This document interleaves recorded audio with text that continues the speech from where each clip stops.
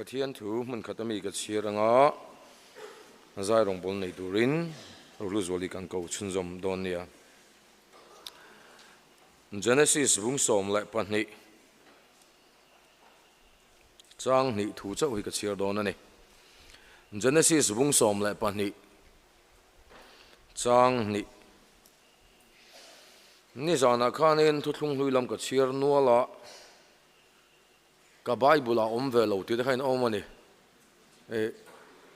chan no lak chunga ani Bible hi in keu tam lo chuanin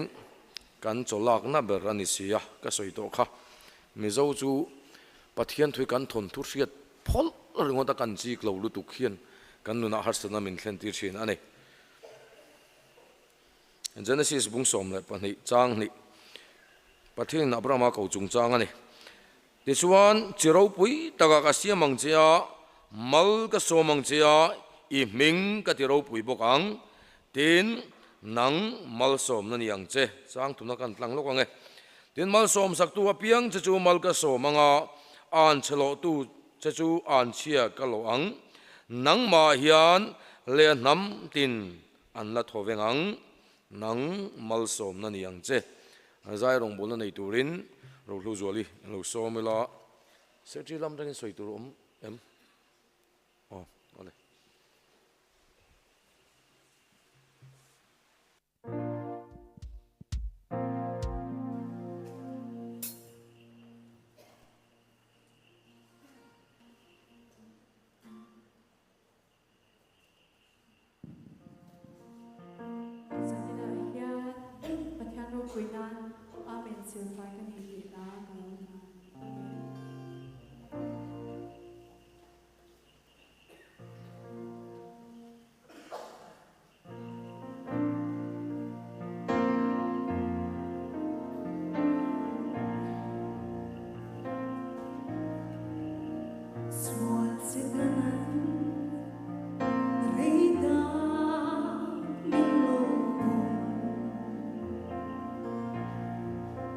Za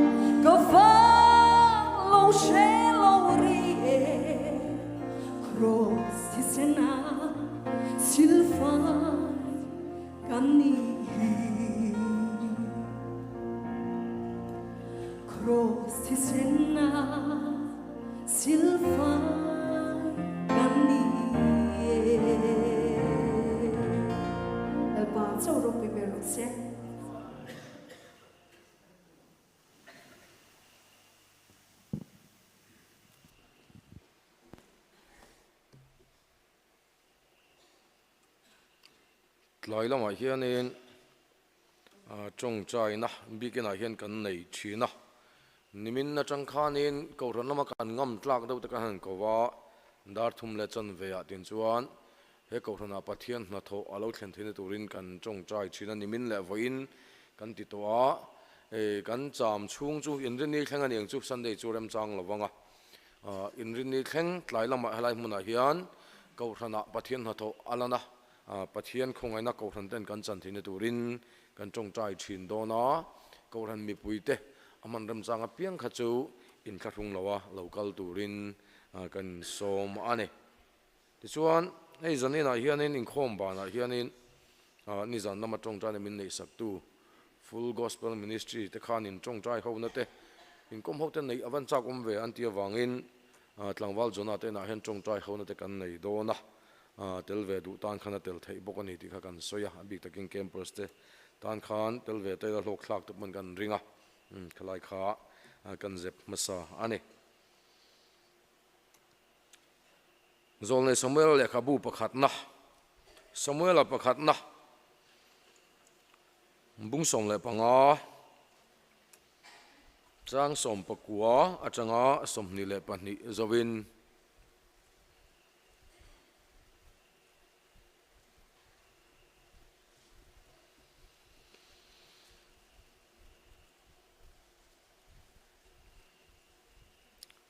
Samuela pakhat na bung som le panga chang som le pakua atanga som ni le pani na zowin enga tinge lalpa thu chu zom lova ralak thil chu abwa ibwa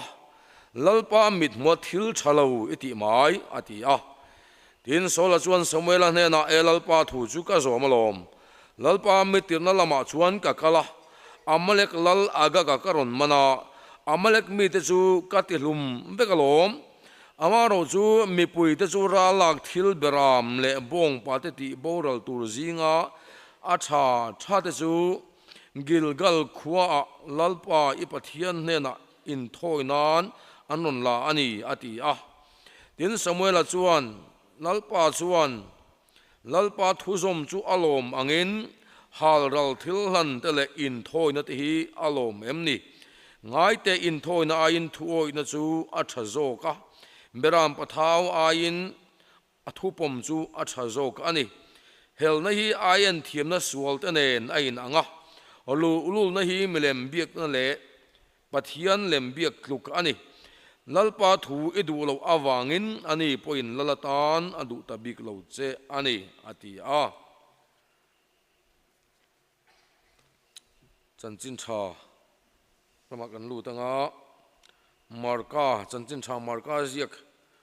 bung som le pakhat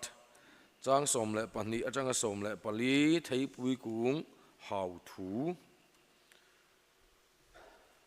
chanchin tha marka ziak bung som le pakhat Jerusalem lalanga lu nuwa khan Jerusalem matagin Bethany khuwa Lazarate khuwa khan avakal le a chumi alet lama thil thleng chu ani karul wa thil pani oma ka soi manangem ka solowa kan chiar photanga marka bung som le pakhat chang som pani atanga som le pali tina tu ka chuan Bethany atanga achu nuin aril alo cham ta a tin thei pui kung na nei lat taka ahan mu a ara ka muda lo mo tin avakala tin avathen chuan anna chau lo chu engma amulawa thei pui ra hun ani lo renga ti chuan ni suan thing chu abia tuna china kum khuwa in ilaka tu man ra eito su se ati a azir ti te chuan chu an sia a atu thianglim kan sia le ka ngai thak te lalpan kan zatan mal min som sakro se in thoi na in thuoi na ti thu pui mangin zaina in pathian thu cha soi kan tum don ani ti chuan ka sil lok lova kan pastor nu pika pidingi ami kha opisa mi kha tomna chong china min nei sak tu khanin lo in ring ta sila tha in ka ringa la hi kan zai shoi tu ten sermon te kan soi zo hianin solfa la pakhat lo bo sei ta sela dingin kan sa anga chumi zo chuan lengkhom la pani pakhat chu somli le pangana amangai na ka cholin ti kha kan sa anga pakhat dang chu kan sak rol thei tur kha lo bo sei mai ta sela lan nung zo ka lengkhom la nung zo ka khan kan ding don ni ole in thoi na a in thu oi na pathianin sola lal sola chu lal aga kale ami te beiturin atira ta chuan pathian thuang chuan a kal nge ya ma seng sola thilti sual pakhathian adam chung zonga anun zong ngong vek tu chu achunga athlen tir ta ani sola hi pathian du danang khapalal ni na din munaron ding ani a lalpa thuin aga ka chu awa beya aga kale ami te zong aga ka chu that tur le ami te zong chu that turin pathian na tia ma slangin sola hian ama du dan angin pathian thu hi a divert ani sola hian ama du dan angin pathian thui akai her ani zaina he ko na karon lu chan poi nin ka sia karon lu ma chang khan pathian in ka thin nunga hen na takin thu ada zol nei joela le khabumi in dona bu sayula mi chakte chok thor uti hi a chan chu he ko rana hian tu mai chu ka mu do chu in ka sia lalpa bu saina chang he ko ran a hian pathian na tho alo khen na tura tan lalpan na sa da ka training alo pek to alo bu sai to hi in om mani maro zo tu emo te hlo wang te mi min mei ven wang te ma ni ti tur ti ngam lo mi tam tak kan chu chuap maya chumi wang chon pathian ram hi he ko ran a thleng thei lo ani chu wang chuan halai hmuna hian kanon lu hen pathianin karul duan na takin mi chak te chok thor ru ti hi ala ta da wangin teng chuan in ei chong chai sakna te pok an nei chowa pathianin min kai tho mek zel poni in ka sia ta chuan khowela kan om chung hian kan nuna hian thil poimo tam taka oma machine kan ni chung hian kan mishing pui te na kan khosa khau na te kan in lai chi na te apoi mo ma amaro chu zangina hian kan purpose of living he khover kan lo dam chan kan om ve chan le voin kheng maya hele lalpan minda chan e roi chu lalpa tan ani awangin mishing te chu luin poimo he ma sala pathian thu hi kan da ma saber turani ti hi zain han kan set apoimo ani achan chumo he ko thana hian lalpan ti turapek ti ngam lo awang hian lalpa mi te eng tia rei nge an rum to nu ho ji nga khai ngai tu ro le lalpa ki na ria cheu ni upa te lo wang mai me ma ni ti tu ti ngam lo koi ringot mai lalpa hian a khil thin cheu chalai ji nga po au bi ten min ha wang ti mai me a ho mai kan lo mo mi min mai veng reng hian kan ta la eng wangin nge mishing min mai kan ve na sat ema lalpa min mai ve na chang kan fiat lo kan ti chuan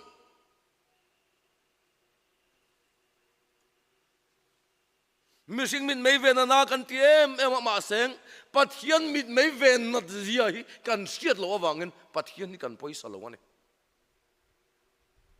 lal sola su pathian in lal ni tu lar sia ka thi ani a ta chuan pathian thuang khapin ke pen ma seng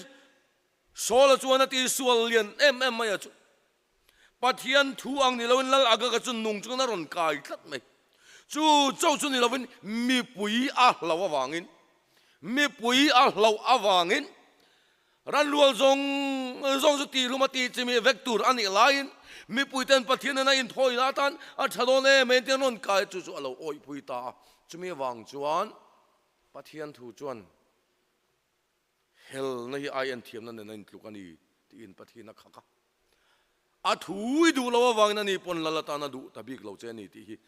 solan na thu lo khleng chu ani ta ani ko ran roi tu te zinga po kan ti tur kan siat leng mi pui te kan lo wang te kan ko ran committee member pui kan lo ta wang te lalpan ti tur min pek reng ti ngam lo kan om china wangen he ko ran pathian ra ma ding thei lo ni ti kan siat atulani pathian in ti tura pek ti du lo te lalpan chan sia pe non fo lo ti hi kan siat avan chul em Eliza kha Zezebelin Israel rama zol nei te asuat lai khan Zezebelin hlawin abir wa lalpa ming chan turani a pathian kharawin Eliza churon kauta Eliza heta hian ngei ti ati lalpa ta nen sanem ka ngai mati pathian ta na tho na sat zia soi ma seng ati turati lowa chuwang chuan Israel zol nei te tam tak an lu tan an ni pha ani voi ni ai mo he ko rana hian kan ti tur kan ti lo wangen kharaweng zat nge boral to kan ngai tu em a mo hi phur lo na sin ngai te hei chu ka halo ti mai chuan thin lung buk tu chuan a thadon lom ni chike pia bike a ko rana moi nai takati ringot kan du to ka hemi pia lama ngal chuan mi te min mumo doin kan retlat maya ke ma ya pathian thu lo kheng chi ni kan ti du thlat lo bani ta thil dik lo le fel lo kan mu reng pon amidang in tu man soi si lo de kan ngoi reng ta chu wang chong ko ni kan bet tlok mai ni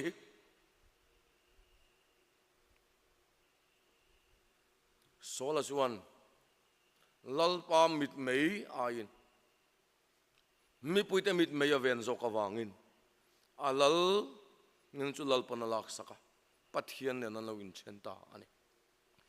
Eliza chun lalpa ma ti turati lo wangin pathian thu ne na lo thleng chu kalla Elisa ai o turin siak wa thi ro hi pathian thu lo thleng chu ni chu wang chun lalpan ti tura pek ti du lo wa koi chin te lalpan chal sa panon reng don lo ni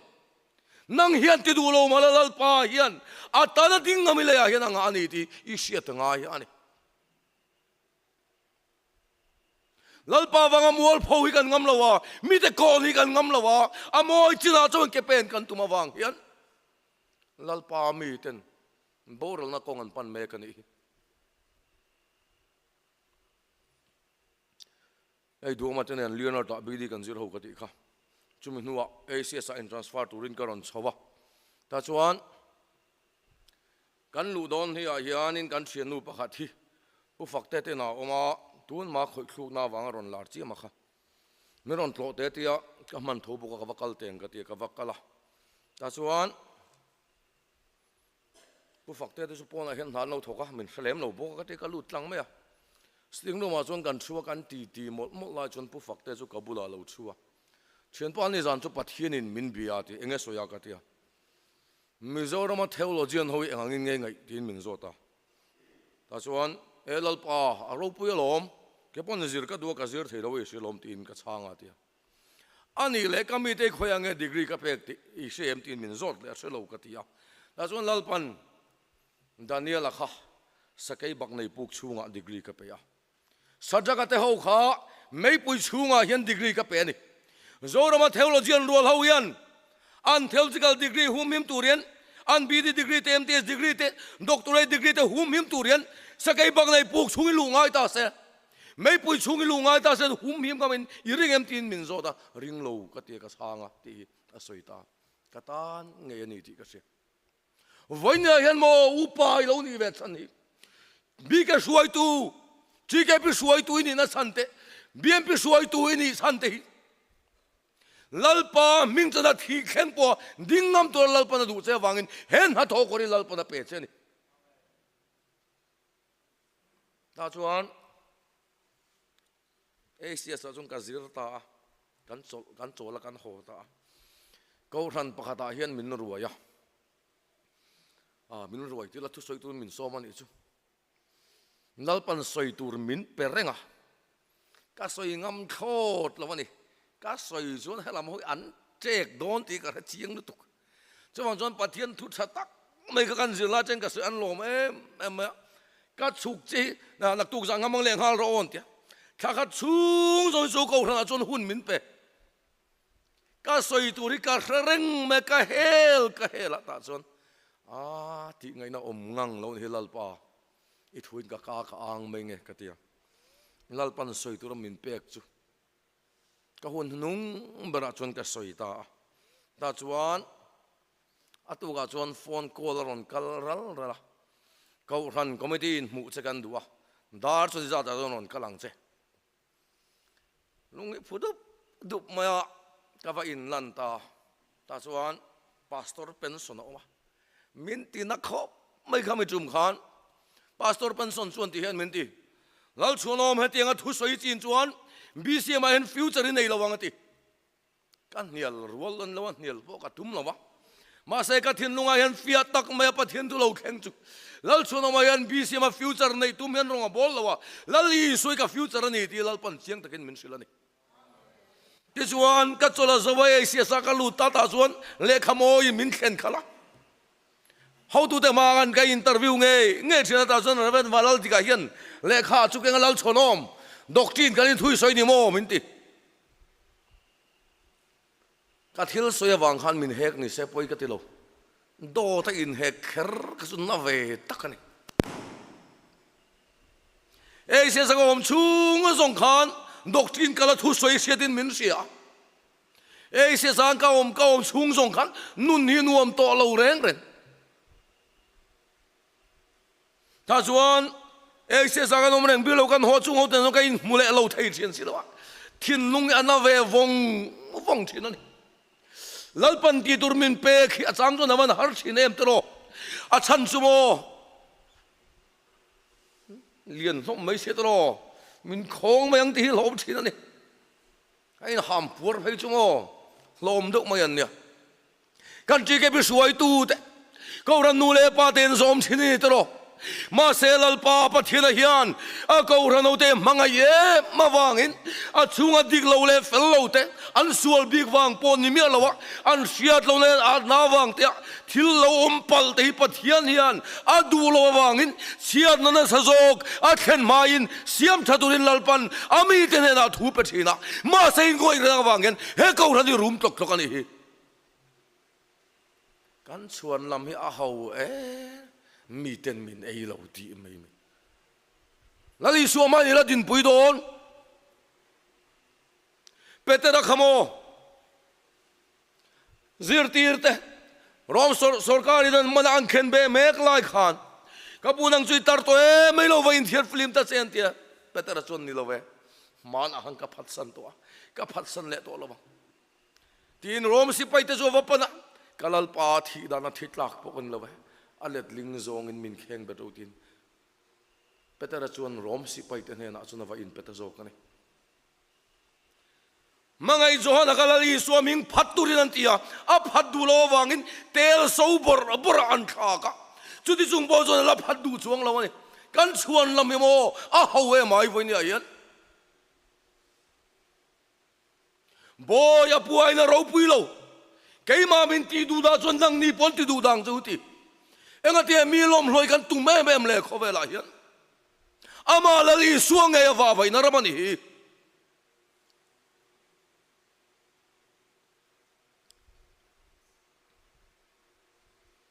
chuwang chuan zaina hian upa ni na korlal pan min hak tirte rong bol tu ni na korlal pan min hak tirte hi in chaina na ni lo khoi ma a upa kani han ti lama ni lo a ho e mai upa tai til sim khan mo eng thil ti theina ma akeng lo nang ma om kharau thinim zo khala di thil ti de na keng chu in chaina mo kan te chen kan lo campaign thu za thak e mai du sak zong te promo na tur mo te kan ti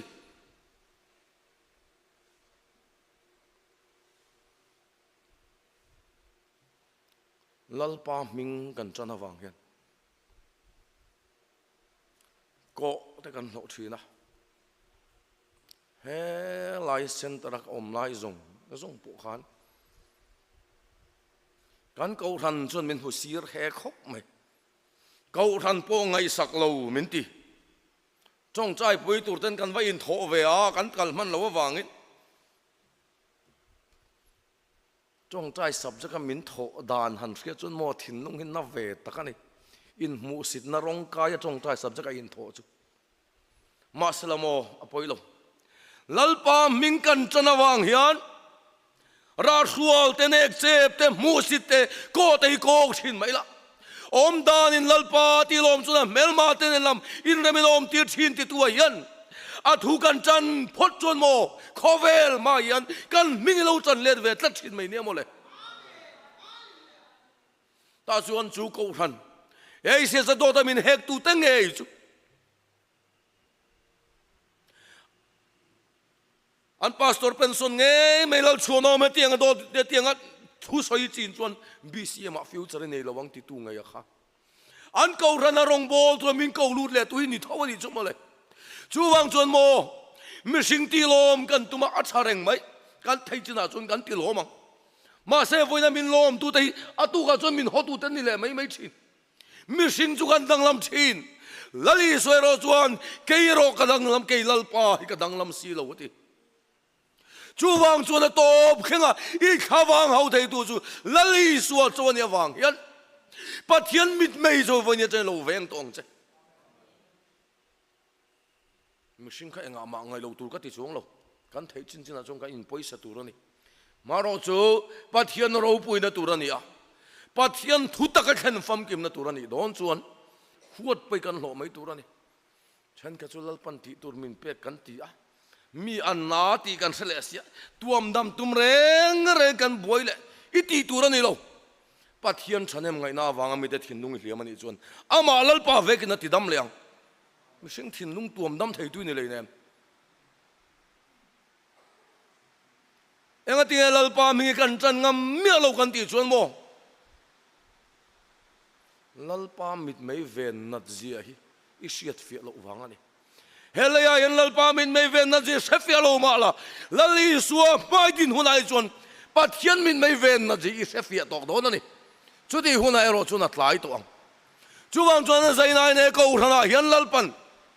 ram chana ram chuka ti siat lo na tur ta dai theu tu le ram chana ka ma ding tur ka zonga ka musil wa tiang hian lalpa ma ding am lo ni to lovin Joshua ne Isaiah ne na tunge ka tan ka lang tia lalpa na muna khan hetai ko lalpa min tir ta che tiang hen voi ni a hian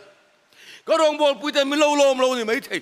cái chung tên mình lom lâu ni mấy thầy à bối lâu chỉ cái việc cái suy tu pui tên mình lom lâu ni mấy thầy à bối lâu lal pa mình lom này lấy vào lâu to cái rừng gió cái này mình sinh tị lom tu mình sinh mít lung tu mình rong cần bol mà xem mò he rong bol này mình sinh rong bol này lâu bắt hiện ram rong bol này ta đã vangin alanga tele lang lâu lama te bắt hiện kan chinale bắt hiện kan poi sang na lalpa thu kan oi na hian lalpa mi kan din chona muna pianga hian bắt hiện in puan chunen min zui jok chin ani chu wang chun mo kan mi sing pui te thu kan zoma wang hian rong bol na eng te chiang ne mo kan ni pha le ngima salangin mi ten min pom lo le min khan lo te min ko te min chek sol na kara bo lang chok ni lo lang lo lama kheng lalpa kan che lalpa kan poi sak na awanga lalpa thu kan oi na chi a hian lalpa minga kan ken ke kan pen le kan din mun na pianga hian pathian in puan chuna in ama mit zo lo zui zel thin ani chu wang chuan zaina hian in thoi na in Sunday school kai kim te po tha fellowship kal kim te po tha a tha vek mai nima se heng zong aya ko ram mi pui te thin nunga yan lalpan tu adu zo ka chu in thoi na in thuoi na ka du ni ti ni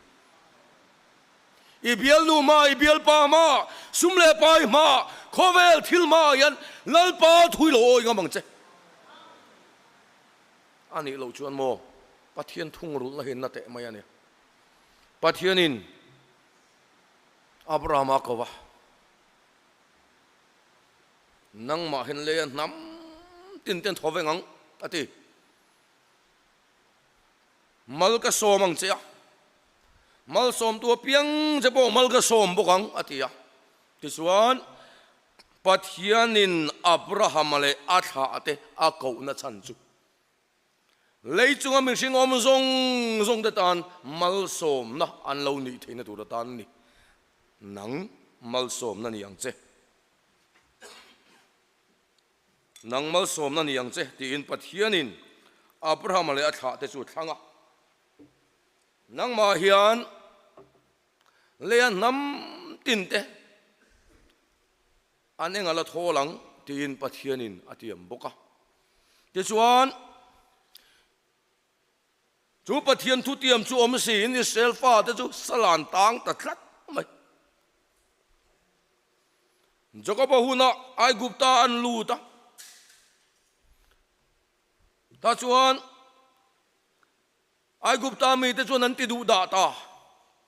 sal ni na din huna chang chuan mal som na midang te ta na mal som na ni ngai na a om lova chu wang chuan midang te tan mal som na ni theina turin pathian ku chak tak chuan Israel mi putelama bana phara an salta na chang chuan lalpan ruai chuak ta ani lai mona pathian til ti ro pui em ai gupta sarkar ti tloma ta chuan khalera lalpan ruai dan zong te kha an ma ni Israel mi pui te hian pathian chak tak chuan an lama bana phara ni ti Israel mi pui te chawin an sian ni lowa ai gupta mi pui te nan se chiang ema chu chong leng kanan ram mi zong po khan an sia chu wang chuan Jericho khuan khen don po khan en khatu ten kha sal nam akha an lam panen local mupani tian set khan lawin an khur to achan chu Israel mi puite khan lawan ni lowa an lama chang lalpa khan law ani chuan anon khen china piang men ti chimi zel mai boxia wangin Gibeon mi te chuan zo so buom ka siar vat man no ti chimi ni velo na turin silfen lui pui ai bela ta chuan tui thol lui pui te chang muar te pheikok lui pui pop phrup te in bela ta chuan zo so ne na chuan anon kala ram lataka changa local kan ni a kan laka thu thung ro in chia lo te kan ni anti tu hian nge mo mani du thana nge mi chia lo in pe duang le ai gupta mi pui te ka Israel mi pui te wangan lawin an khura an khen china piang kan rab bet hin rongot mai ni chu wang chon ai gupta kanan mi pui te chu lawin an khura chuan chong gibion mi te po chuan an lama pathian a changani tin riat chian ma wangin mi chia lo ni po helowin kan laka thu khung ro in chia lo te kan ni e ti na ma in tu lu tani eng wange kan ti chuan an lama pathian chak ta changani ti kha nam dangan chevel nam zong khan an sia ani chu wang chuan Israel mi te chia lo ni an se lo chan chu Israel mi pui te kal tlang khan chu pathian mal som na chu don ve a chu pathian khon chan ve anin be sei awangin Israel mi te hena anin tu lu ta ani ma seng Abraham lo lan chin Isu lo lan thengin kum sang ni atla eng tiklai mai nam nang te tan mal som nan ni thailo lalpana kau chan chu nang mal som nan yang cheti ani a nam nang zong ten pathian an lo nei theina tur tan ra chua turin luang chuak turin lalpana ti a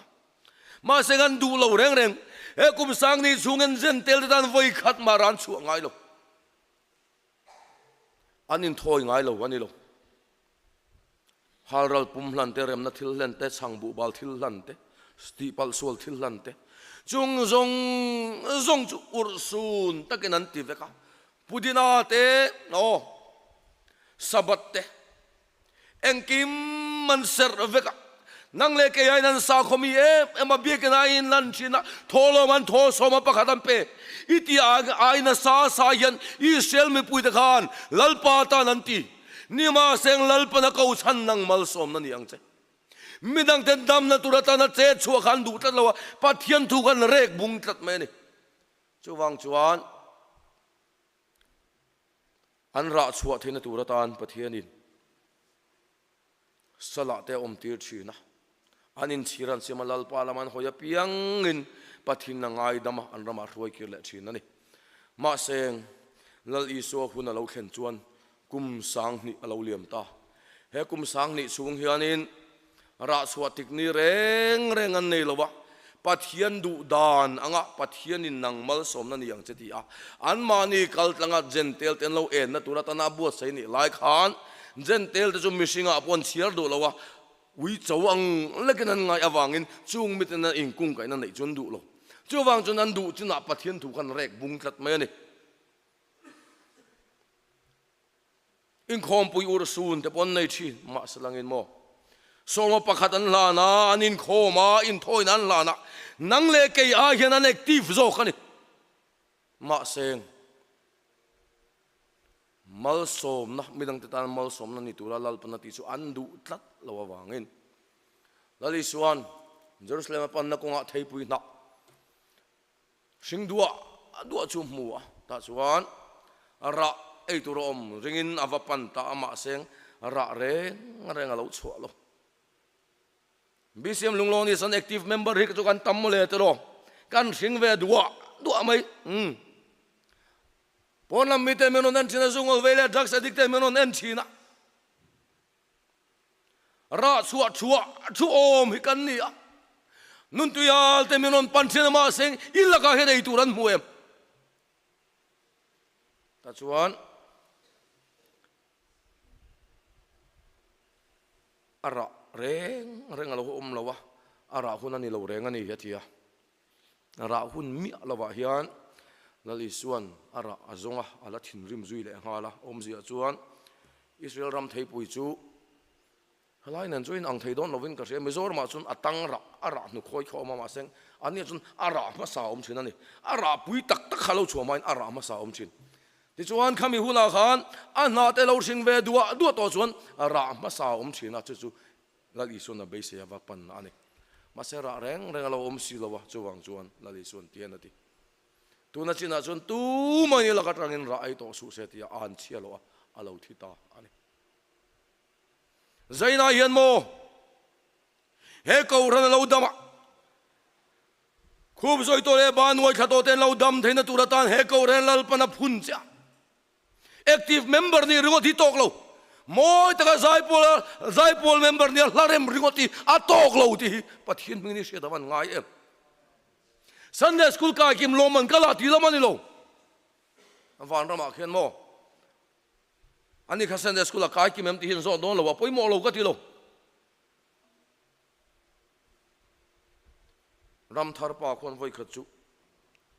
Sunday school kai kim velom me pu liền ngay khava phone hey Sunday school kai kim loman ka la ve sin atia pu liền ngay chon I va man ve lo tia kan man cái ni hi chumo kai kim kha athalo ka ti lo kan thei chung kan kai kim ang mà selangin kan che vela chan su ngai tam takano man tlu renga ni ti moreng chunga Sunday school kai kim thei roi chu ka dem ve deuh chu ni te chuan Israel mi puite mal som na dong tu ra kau te chu pathian thu an du lo wangin lal pan no la pathian an chia an chunga lo thleng ta ani chuwang chon he ko ra na nge po hian lal pan na thok tu ra ada in tam lu tu in sia zaina hian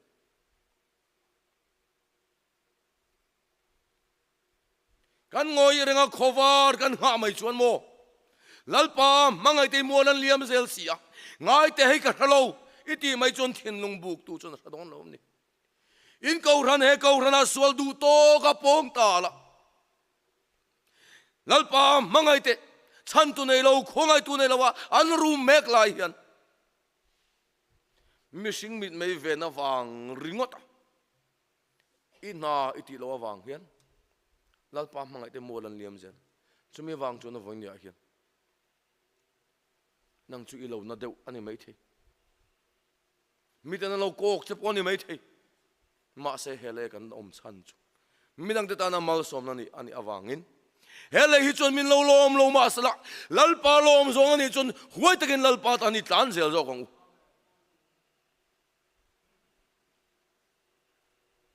halaya lam tu lam mup te acha alom mom lu tuk ma seng he kan du ber le kan zon ber poni lo he kau ran dam na tura lal pana da ho te hian in ti tur dik takin ti huna chuan he kau ran ngui reng photo lawang a chaw reng photo lawang miti dan lom kan te kan rek bung zela zai pol member ai tela moi takin line sa I kharau nu na ro chu chaw wong thawani kha Sunday school kai ke ma se kharau nun chu ap thei jong lawani kha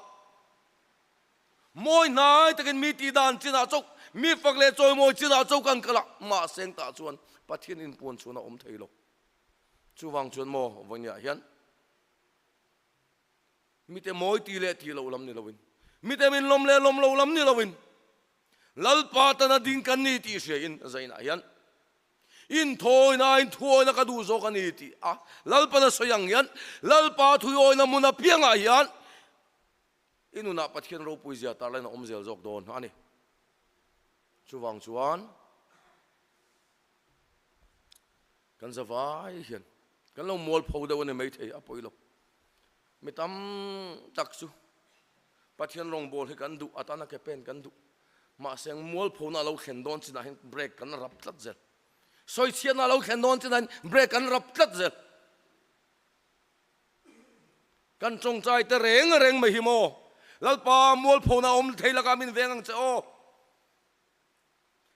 pu mo na le ming chian la ka min vengang che o kan ti mani in defense su yan mani in veng chu tian kan chong chai ke po tiang chon chun tun ma chun ka chong chai chin ma seng lalpan min suai ve ata chuan chum kha chu ka chong chai dan na thak ta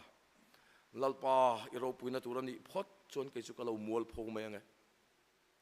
ilom na turani phot chon lalpa ke chu ka lo zak mai nge lalpa ro puya lan namuna hian lom le ring tu ten chak na kan lo nei thin le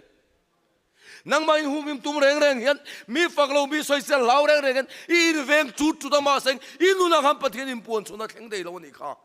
chu wang chona voinia hian mo lalpa ta nei mol pho ngam na muna pianga lalpa hi iral pingam na muna pianga hian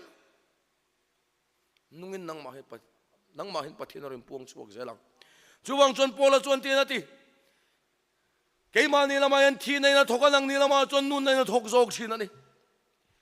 lalpa min kan chan na wang hian mitema kan mol phongam na te mitema kan ral ngam na muna hian I suwa awanga ma ni kan in vuilem ngam na muna hian nungin ke ma nen thole I suwa chu lo mu thina ta chuan lali soi ke ma ni wangin fakle choi moi lo om thin ani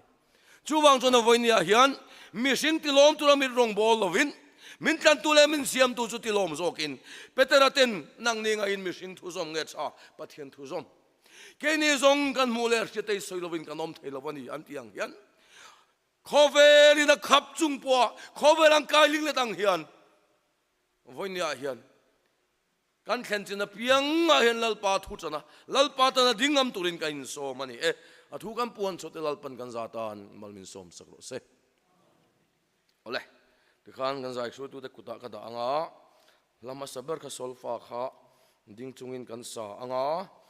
chuan lengkhom la pani kan sa le anga solfa kan sak zong kan thupot anga lengkhom la pani na khan kan ding anga ti chuan